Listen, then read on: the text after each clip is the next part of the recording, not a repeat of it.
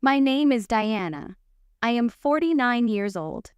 I have a serious but pleasant appearance. I am the kind of ladies who carefully watch themselves. My appearance and style are practically flawless. I am tall and slim with a sense of elegance, which I carefully maintain. My husband and I have been together for a little over 25 years. He's a big boss with enough income that we can go on vacation abroad a couple of times a year, have a nice car, and live in a 2-story cottage. I enjoy my life and vacations and am grateful for all that he gives. It seems like I have everything and I am happy with everything, but there is one small part of my life that has become a serious problem. Something that has haunted me throughout most of our marriage, our intimate life. It was a burden to me, a constant source of dissatisfaction that I couldn't ignore. My husband and I tried many things. He was always thrilled with me, but I felt unsatisfied and wanted something new, someone younger, someone who could ignite the passion I crave.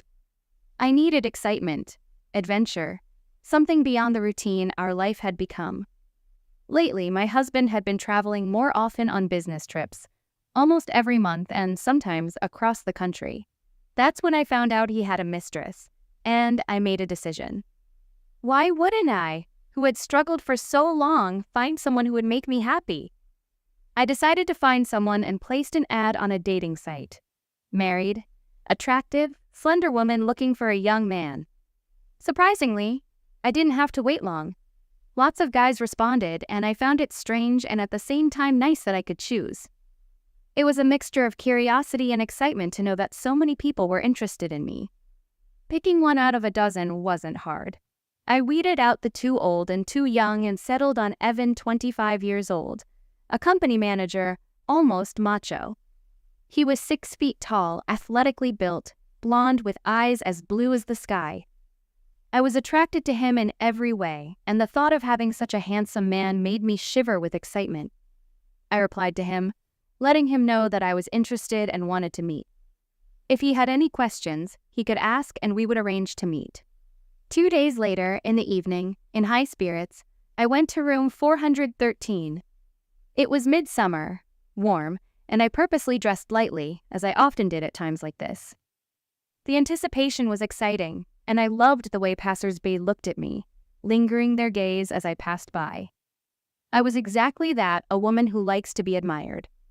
My husband, in his own words, loved me for that and had admired me all these years, but it was time to experience something different. I stood at the door to room 413, intentionally 15 minutes late, letting Evan worry and fantasize about me. I wanted him to feel that sense of anticipation, that desire. To my surprise, the door swung open as if he'd been waiting right behind it all along. I saw the excitement in his eyes and decided to take matters into my own hands from the first moment. Without hesitation, I said, "Evan, let's not waste any time." I walked in and laid down on the bed, beckoning him with my finger. He came at me like a tiger, his eyes sunk into mine, filled with desire. The bed was big, and we used every inch of it. Evan was completely laid out. He had so much energy in him that my husband had never dreamed of. His touch, his intensity, it was everything I craved. We moved together with a love that took my breath away, and for the first time in a long time, I felt truly alive. Afterward, I said, "Thank you, Evan. You were great, just the epitome of a dream for any woman." He smiled, clearly pleased, and I could see that he enjoyed pleasing me as much as I enjoyed being with him. As I left, I winked at him and said, "Soon, Evan, I'll call you again." I left, satisfied, feeling the warmth ignite in me and already anticipating our next meeting. The night air was warm when I left the hotel, and I felt a sense of freedom I hadn't experienced in years. The world seemed different, brighter, more alive. My heart was still pounding, and I couldn't help but smile. Thinking about Evan, the way he'd looked at me, touched me, made me feel wanted. I realized that I had missed that spark, that excitement, that feeling of being wanted by someone who saw me as more than just a wife or mother. It was exciting, and I knew there would be many more times I would meet Evan. And perhaps there would be others. For now, I was enjoying the mystery, a new chapter in my life that belonged only to me. I was no longer just Diana, the dutiful wife. I was Diana, the woman with desires, the woman who would no longer hold back.